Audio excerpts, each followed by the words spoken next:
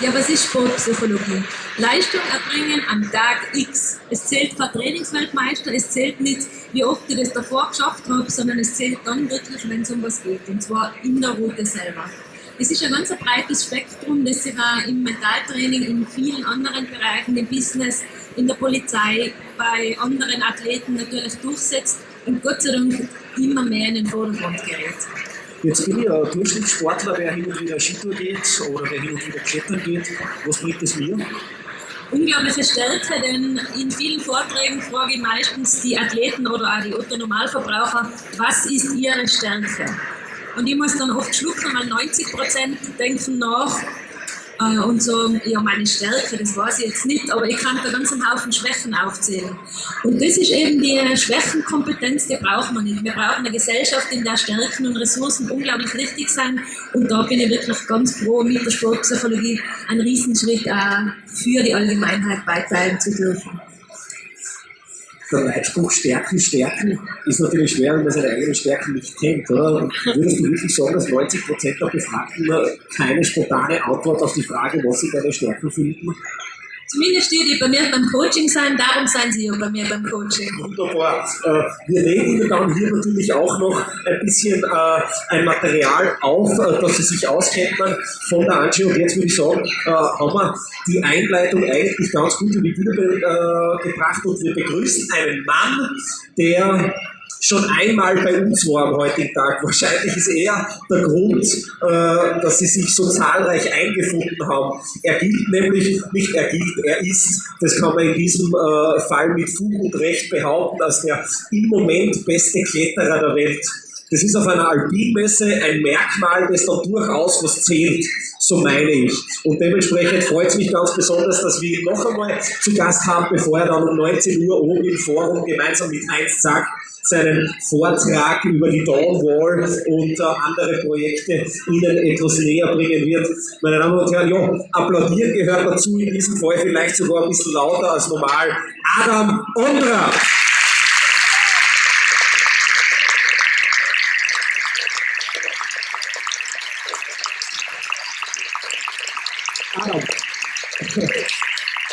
Ich denke, wir bleiben einfach wieder bei Deutsch, oder? Oder ist das ein Thema, wo du sagst, Englisch wäre dir lieber? Wir können auf Deutsch versuchen. Wir probieren es auf Deutsch und wenn es irgendwo Probleme gibt, switchen wir einfach und übersetzen das, oder? Vielen Dank, dass du dir Zeit genommen hast. Ja, nimm Platz und Anteil. Wir werden es uns da jetzt gemütlich machen. Angie, ich fange jetzt trotzdem noch einmal ganz kurz bei dir an. Wie viel Spaß bereitet es einer Sportpsychologin oder einem Sportpsychologen mit solchen Koryphäen, mit solchen Sportgrößen zusammenzuarbeiten? Ja, das ist natürlich ein super Erlebnis, einfach einmal, wie du sagst, eine Koryphäe an der Seite zu haben. Da kann sogar ich im psychologischen Bereich noch einiges lernen, denn er hat sicher mehr Erfahrung, vor so großem Publikum zu sprechen, aber ich werde mein Bestes geben und werde mir viel abschauen von dir, Adam. It's about sports psychology, Sportpsychologie. Ich beziehe es jetzt einfach ein bisschen auf die Praxis. Dein vor kurzem erfolgreich absolviertes Projekt in Norwegen. Wie viel Zeit des Trainings hast du mit Visualisierungen und mentalem Training zugebracht und wie viel Zeit, wenn du das in Prozenten rechnen müsstest, hast du tatsächlich mit physiologischem Training zugebracht? Kraft in der Runde selbst. Kannst du das prozentuell benennen? Es ist sehr schwer prozentuell zu nennen, aber ich würde sagen, 4 oder 5 Stunden habe ich wirklich trainiert. Oder Campussport trainieren, oder Kletterwand, oder ein bisschen andere, sehr spezielle Exercises. Und dann jeden Tag 15 oder 20 Minuten Visualisierung. Aber auch als ich auf Campussport bin oder auf die Kletterwand bin, immer wieder versuche ich 100% geben. Und das bedeutet, dass ich immer wieder versuche, im 100% psychologischen Zustand zu bleiben. Weil ich schaffe, diesen Zustand im Training zu erreichen, dann wird es viel leichter, als ich die Projekt versuche.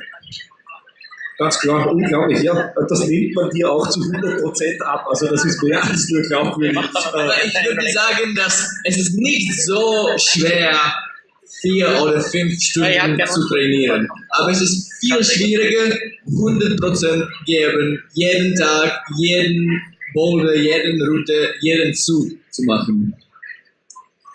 Würdest du sagen, gerade deswegen ist es erforderlich, auch das Mentale zu trainieren, weil es so schwer ist, permanent alles zu geben?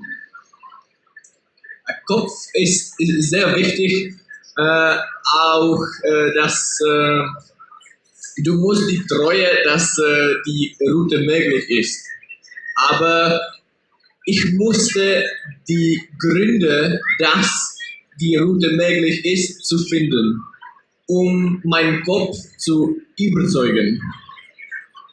Und als die Gründe wären nicht wahr, wären nicht richtig, mein Kopf das nicht wirklich glauben würde, das würde echt funktionieren nicht. Ist es tatsächlich so, Angie, dass man mit mentalem Training einerseits seinen Körper möglicherweise so ein bisschen überlistet und über diese 100%, die eigentlich möglich sind, hinausgeht oder sich dann genau jene Barrieren im Kopf dadurch abbaut, die einen am Erledigen eines solches Projektes, wie es Daran zum Beispiel vor kurzer Zeit geschafft hat, dann auch hindern?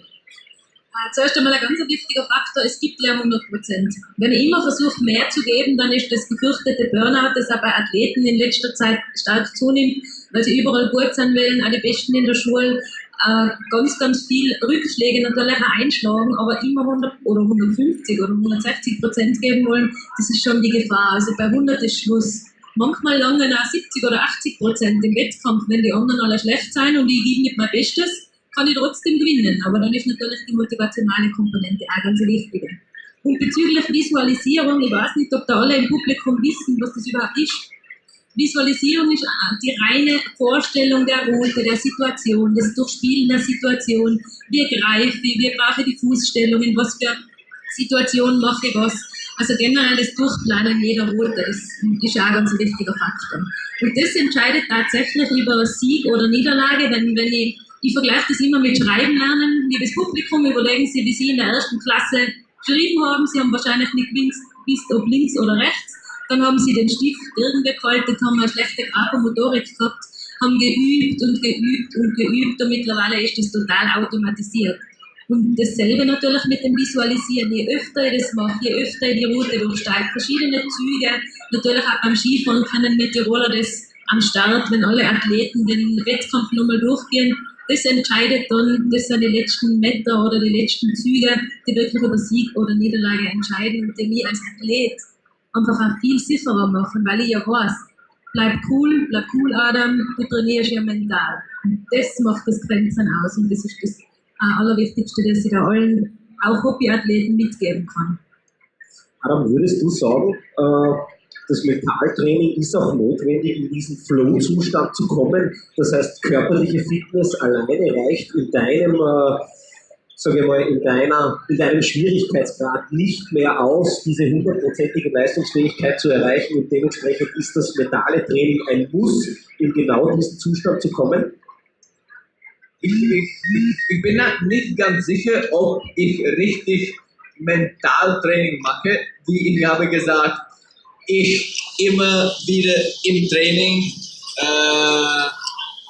fühle, dass zum Beispiel es gibt viele Leute, die sehr gut im Training klettern, aber dann kommen sie auf die Wettkämpfe und sie sind nervös und können nicht so gut auf dem Wettkampf klettern wie als im Training.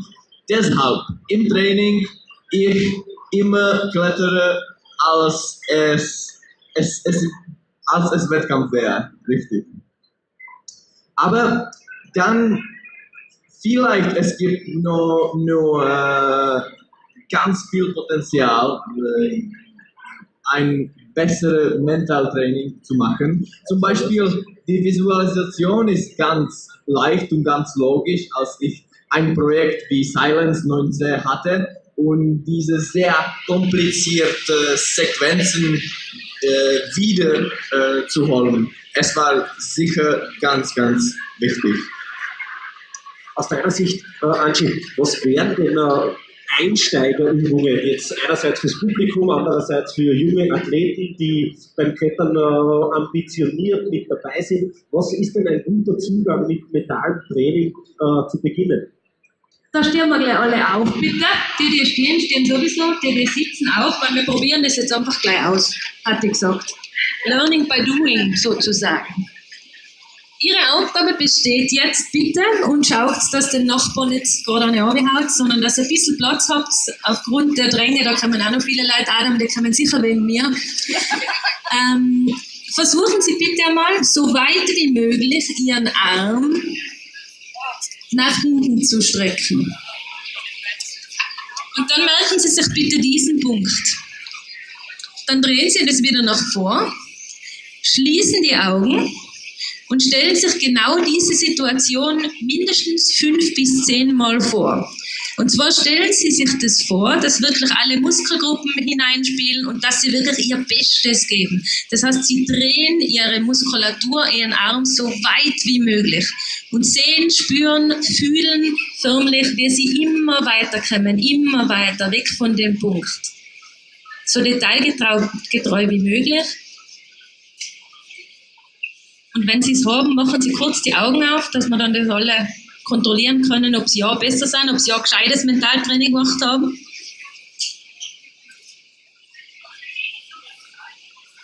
Ich glaube, es haben alle. So, und jetzt machen wir das nochmal. Und jetzt gibt es wirklich 100%. Es dreht sich jetzt richtig fest aus. Und jetzt kommt es drauf, es schafft es ja noch locker 10 cm mehr. Wer hat mehr geschafft? Hand hoch. Okay, muss ich noch mehr sagen? Nein. Wunderbar. Das ist jetzt, aber ist diese Übung tatsächlich eine Übung, die du dann auch mit Hochleistungsathleten bzw. Nachwuchsathleten als Einstieg machen würdest, schon hinführend zu dann auch sportartspezifischen Mentaltraining? Mache ich sehr oft, vor allem, das ist nicht nur die erste Übung, sondern die erste Übung ist die sogenannte Zitronenübung. Überlegen Sie sich, Sie schließen die Augen und riechen an einer Zitrone, das heißt, sie spüren und fühlen und schmecken diese Zitrone. Und es sind auch wissenschaftliche Studien, die auch belegen, dass dann auch der Speichelfluss angeregt ist, obwohl jetzt da weit und breit keine Zitrone ist. Und das ist eine der ersten Übungen, die ich vor allem mit dem Nachwuchs, aber auch mit Skeptikern, der Psychologie, Voodoo, einführe und dann auch mache. Und dann sind die meistens eigentlich relativ ruhig und sehr positiv der Sportpsychologie gestimmt. Wir nehmen wieder Platz. Adam, jetzt, ich kann mir das sowieso nicht vorstellen, oder? Ich weiß nicht, wie es Ihnen geht.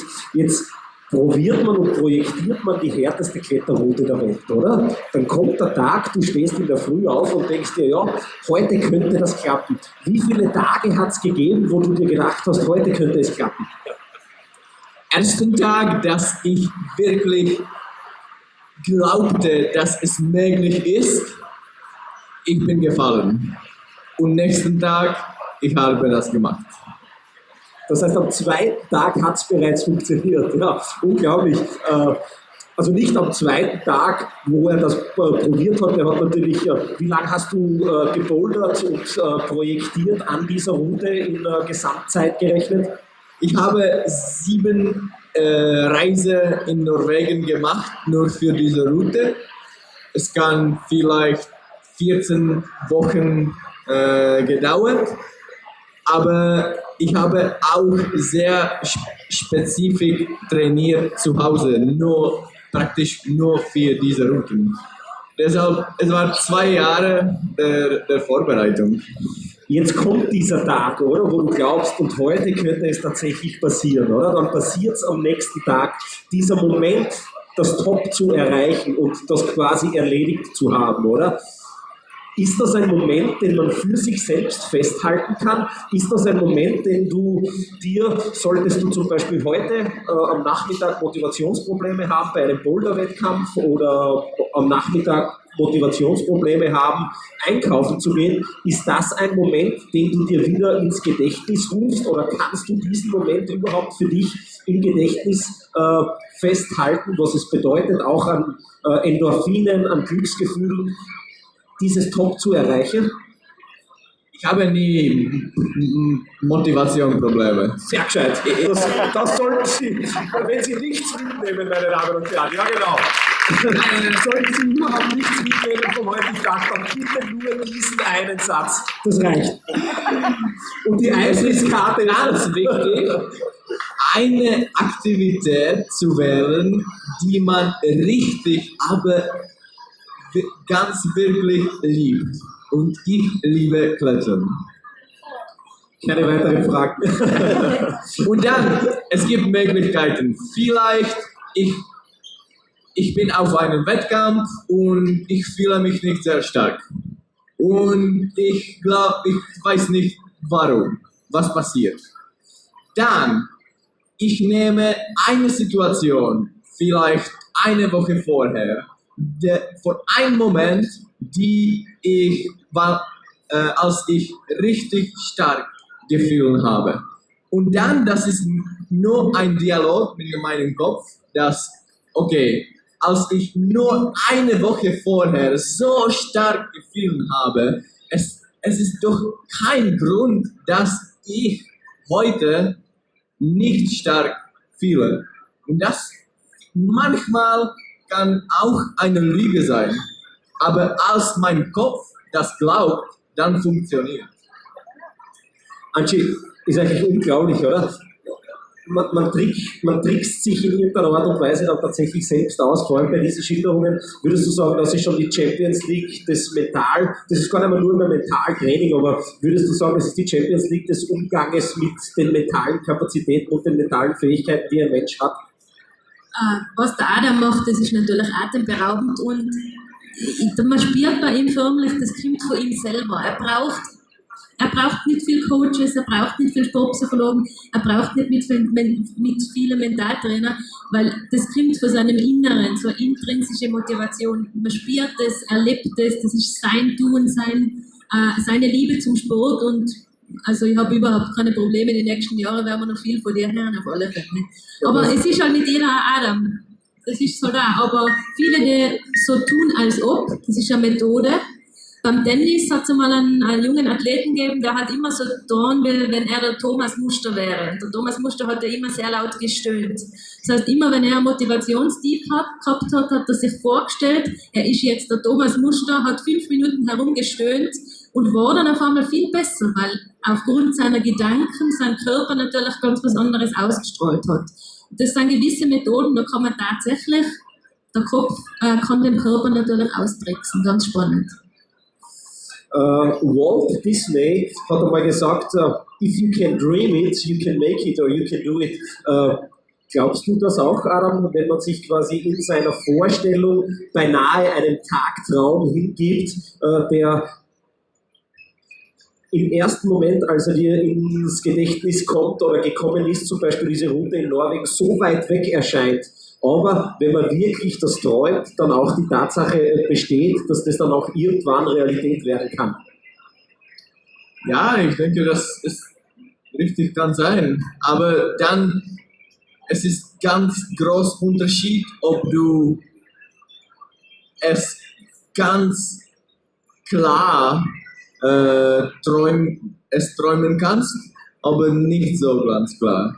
Zum Beispiel mit Silence, nach 3 Reisen dachte ich, okay, es ist möglich.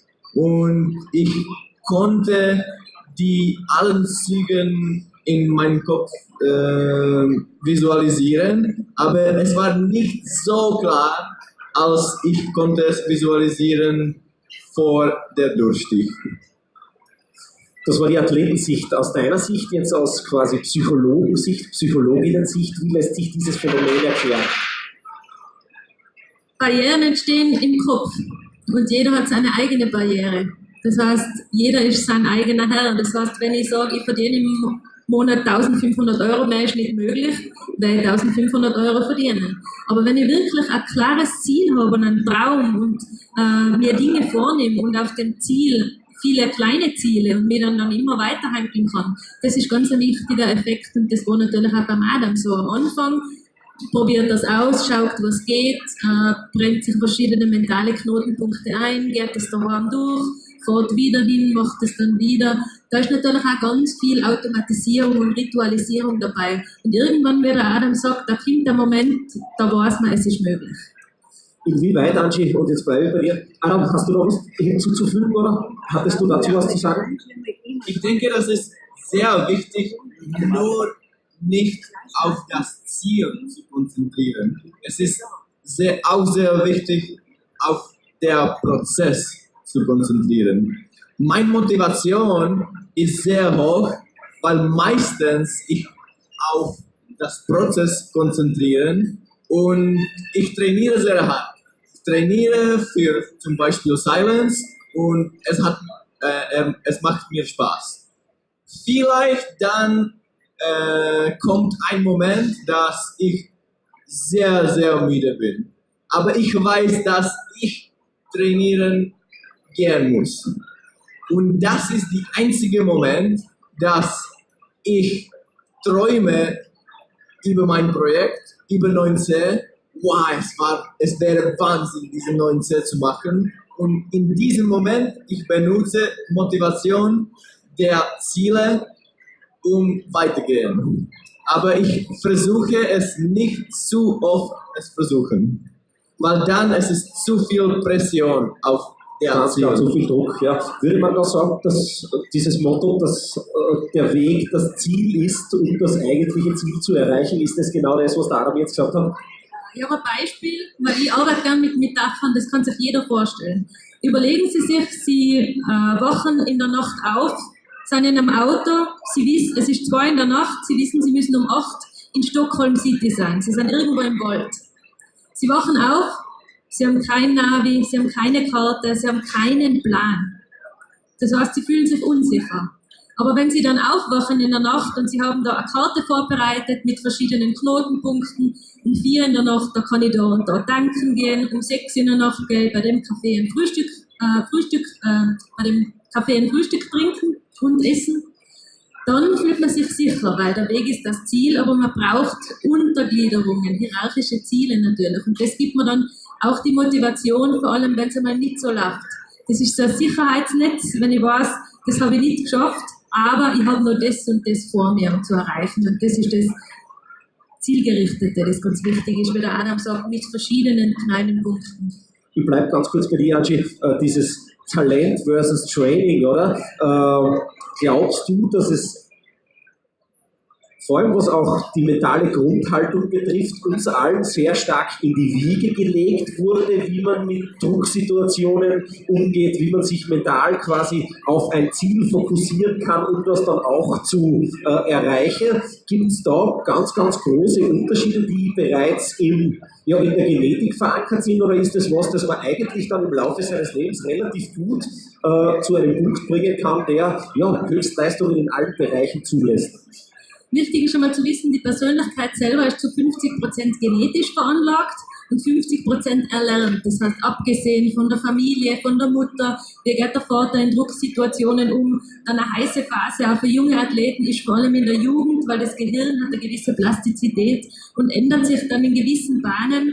Und das ist aber auch wichtig zu wissen, jeder Mensch kann sich immer ändern. Also der Spruch, was Hans Hänschen nicht lernt, lernt Hans nicht mehr, stimmt einfach nicht. Weil das Gehirn kann sich verändern, ich kann auf gewisse Situationen mich vorbereiten und darum ist natürlich der Lernprozess ein ewiger.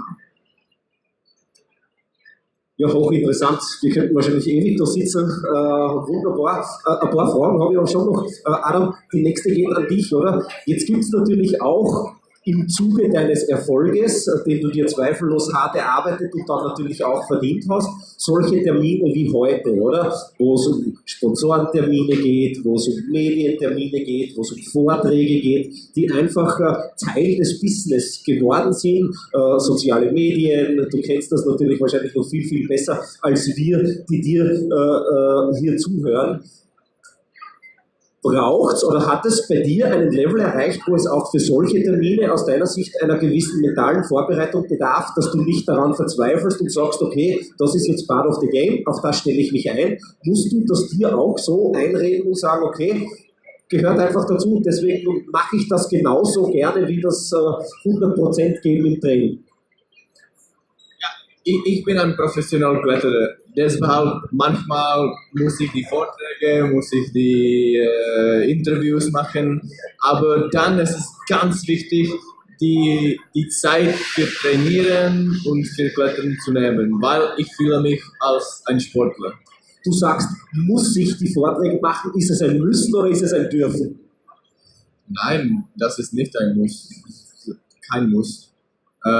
Es gefällt mir, aber vielleicht Klettern gefällt mir noch mehr. Das glaube ich dir. Wunderbar. Ich hoffe, die Angie und ich können dazu beitragen, dass es dir zumindest ein bisschen gefällt bei uns. Ja, wunderbar. Angie, jetzt ist Klettern vielleicht eine Sportart, die diesen Medienrummel, dieses permanente in der Auslage stehen, dieses permanente Präsentsein noch nicht ganz so in der DNA verankert hat, wie jetzt zum Beispiel ein Fußballer-Dasein bei, was weiß ich, beim FC Barcelona oder ein Formel-1-Dasein bei Mercedes. Kommt dir vor, auch aus deinen Erfahrungen mit Arbeit mit Athleten heraus, dass es gewisse Sportarten gibt, wo sich die Vorbereitung auf das Rundherum mittlerweile genauso wichtig anfühlt, als die Vorbereitung auf das eigentliche Tun und Handeln im Spitzensport? Es ist jetzt immer mehr gang und gäbe. Man überlegt sich nur im Sommer das Märchen mit den Damenfußballerinnen. Da ist das rundherum ein riesiges. Ich bin selber beim Damen-Eishockey-Nationalteam seit 2012 Sportpsychologin. Was da im Hintergrund passiert, das Staff hinterm Staff, das Sicherheitsnetz, das sind, also wenn wir mit dem Eishockey-Team auf eine WM reisen, das sind 50 Leute und alle haben eine so große Tasche wie der Teilbereich der Bühne. Also das ist ein riesen Druss und man muss sich auf viele Dinge einstellen. Die Sponsoren kommen dazu, dann kommen noch die Nachrichten dazu. Die wollen natürlich auch den Sprung, vor allem wenn wir jetzt auch das Gendern mit hereinbringen, die Frauensportarten, die Randsportarten. Das kommt jetzt immer mehr.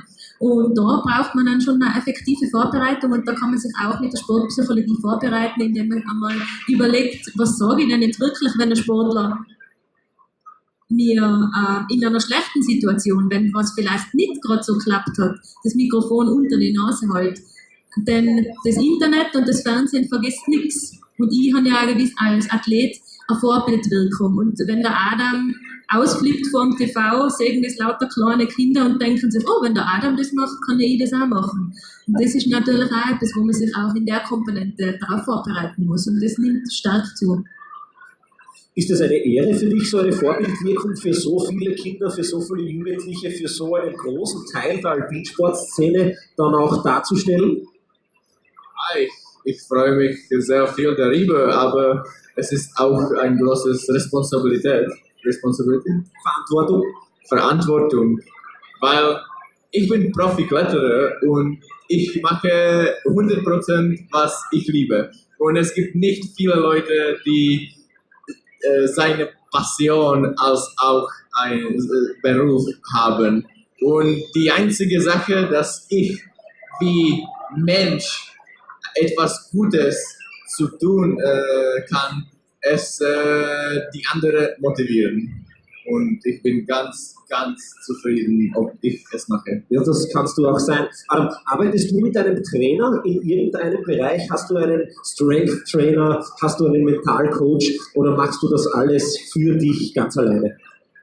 Ich habe Trainer und ich habe Physiotherapeut.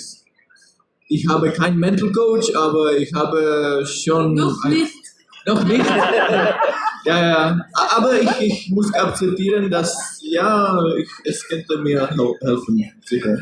Ich habe einige Bücher darüber gelesen und das interessiert mich sehr.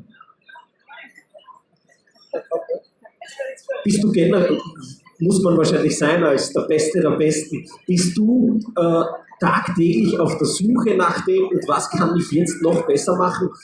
Sezierst du dein Leben, deinen Trainingsalltag Tag für Tag und sagst, aha, da müsste ich noch ein bisschen nachschärfen und in diesem Bereich könnte ich mich noch verbessern? Ja, sicher. Ich hasse Routine und deshalb muss ich immer ein bisschen mein Training zu wechseln. Mit Kooperation mit meinem Trainer, der mir nur beim Internet trainiert. Er lebt in Spanien und deshalb wir treffen nicht auf meinem Training.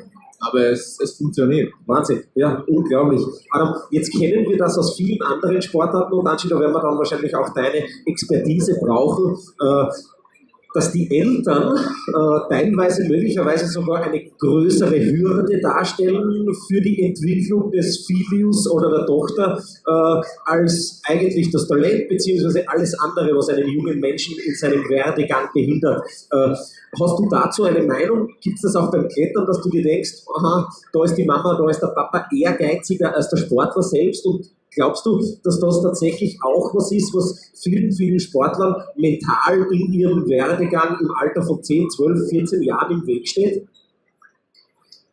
Meine Eltern haben mir ganz viel geholfen. Und sicherlich...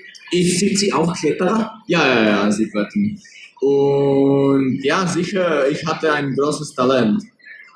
Aber ich denke, dass die wichtigste Talent, die ich hatte, und ich weiß nicht, ob es ist ich wie Personalität oder die Eltern, die die gleiche Passion haben, aber ich denke, das wichtigste Talent ist, dass Klettern macht mir so viel Spaß. Aber so viel. Und deshalb allen Training, allen Klettern, alle Kletterrouten, die ich gemacht habe, waren unglaubliche Training. Aber ganz besonders als ich ein kleines Kind war, für mich, es war nicht ein Hartarbeit. Es war Spiel.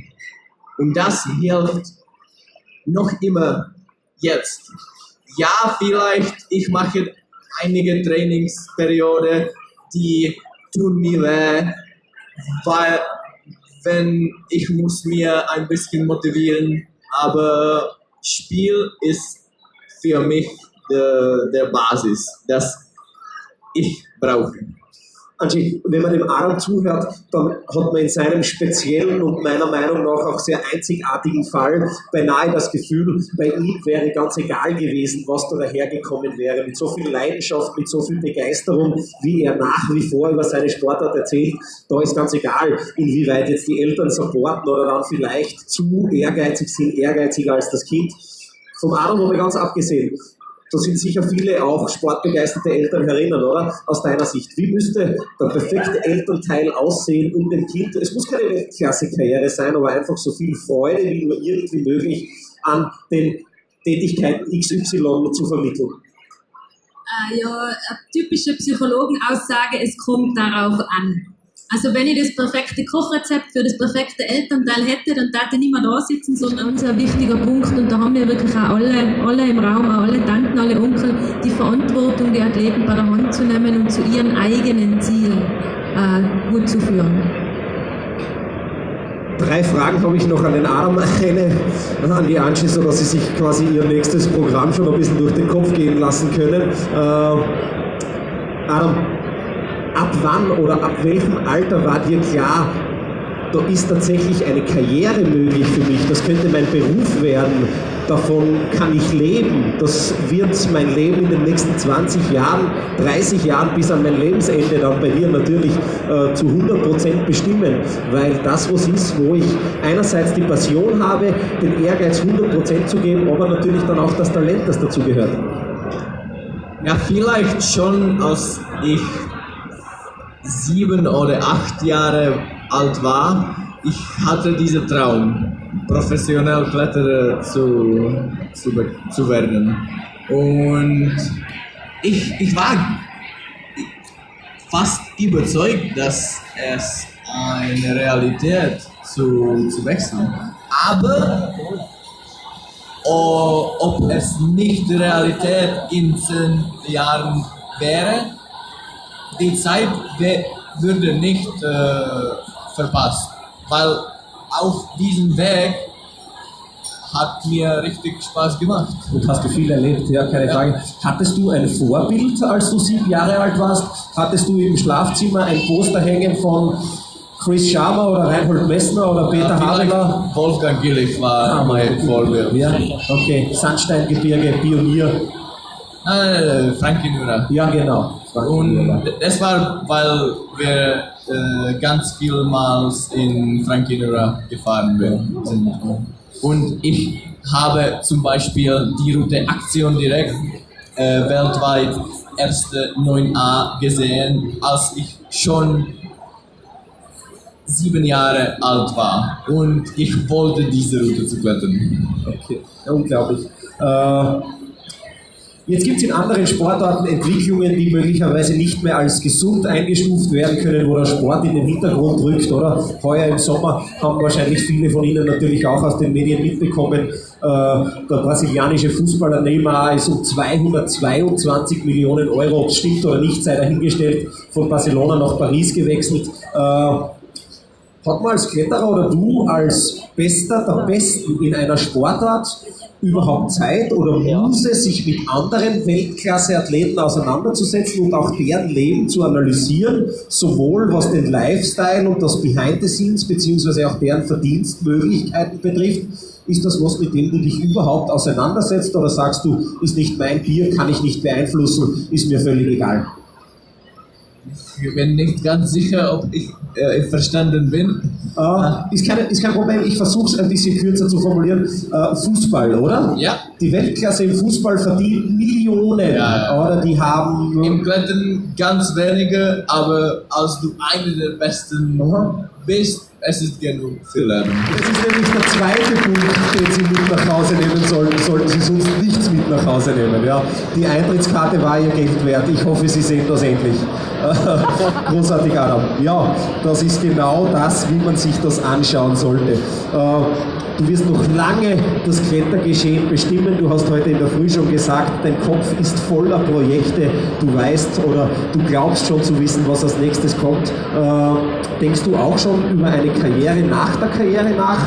Denkst du dir schon, was mache ich, wenn ich 40 bin? Natürlich werde ich noch immer klettern. Ich werde möglicherweise andere Projekte machen, vielleicht mehrere Vorträge.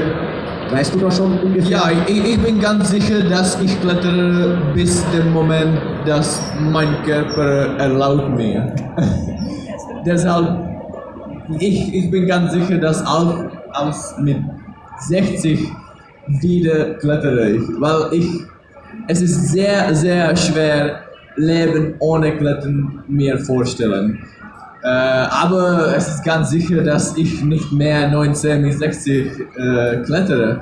Aber in der Zukunft ein bisschen verschiedene Karriere, vielleicht, es wäre interessant, aber ich habe nicht eine spezifische Idee, was ich wirklich wollen machen.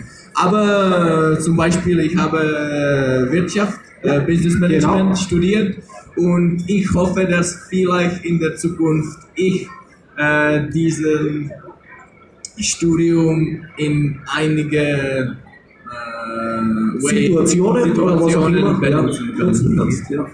Unglaublich. Angie, aus Psychologinnen-Sicht, man hört, 50% der NBA-Profis in der nordamerikanischen Basketballliga sind pleite oder zum Zeitpunkt des Karriereendes. Ist es für einen Spitzensportler, der sich sein Leben lang quasi nur über den Erfolg definiert hat, eigentlich was Schweres, an die Karriere danach zu denken und sich auf ein Leben, wo man nicht mehr nur mehr im Scheinwerferlicht steht, vorzubereiten? Das ist durchaus ein Rieseneinschnitt natürlich auch in die persönliche Gegebenheit. Wenn ich keine Familie hinter mir habe oder selber in einem gewissen Alter Familie gründe, dann sind das natürlich schon auch Werte, die ich als Athlet mir aufbauen muss und denen ich entsprechen muss. Und bei vielen ist es leider so, dass viele dann pleite sein oder irgendwo in der Versenkung verschwinden, und das wird zukünftig auch ein ganz heißes Thema. Für die zukünftigen Psychologiestudenten, Sportpsychologie, wird es noch viel mehr geben, vor allem dann auch in weiteren Bereichen wie im Business Coaching zum Beispiel, weil da geht es ja um Druck. Wie gehe ich mit Druck um und wie gehe ich dann mit der Situation um, wenn ich dann wirklich nicht mehr im Rampenlicht stehe, wenn man nicht mehr 20.000, 50.000 Leute applaudieren, lernen und darum sind wirklich die eigenen Werte, die eigenen Motive ganz stark zu hinterfragen und auch immer nach dem Motto leben. Das ist das Allerwichtigste.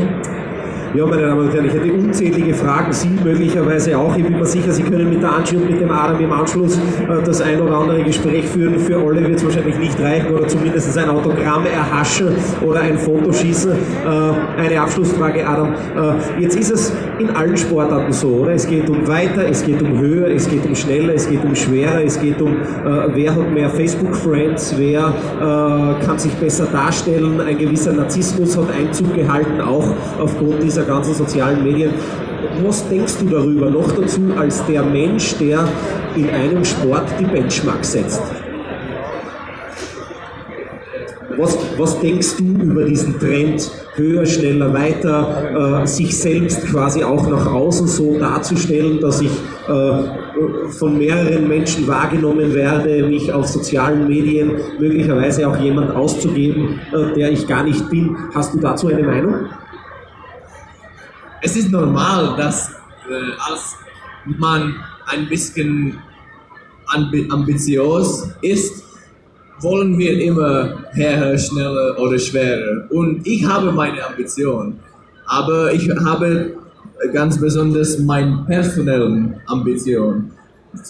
Und zum Beispiel, als ich mein Ziel wie 9C gesetzt, es war mein persönliches Ziel. Und die Motivation war nicht, dass ich mache ein 9C und dann ich bin ganz stolz auf Instagram diese Information zu posten und ja, nur stolz sein.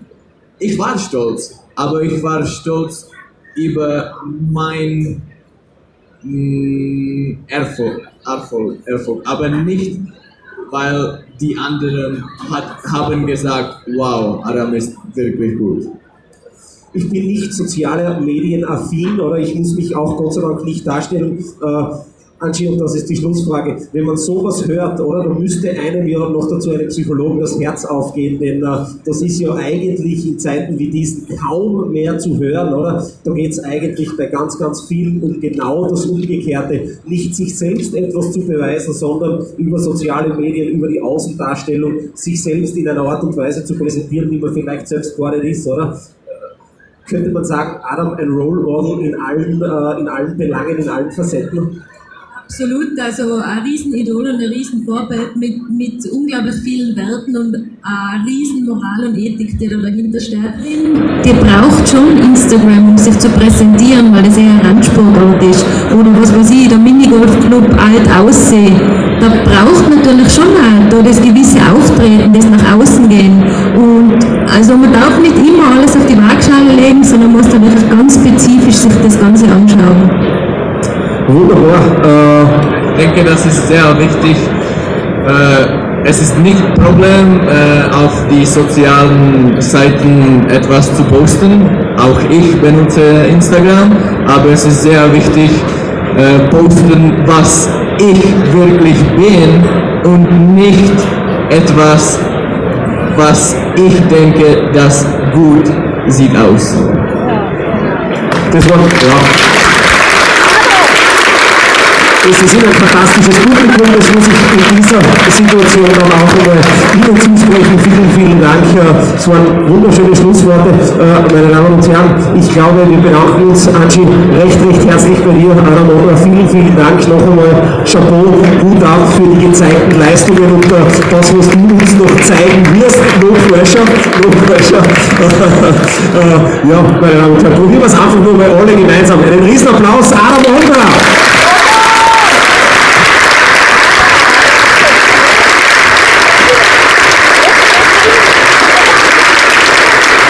Vielen Dank. Es geht interessant weiter auf der Hauptbühne. Daran und Ondra ist natürlich noch da. 19 Uhr.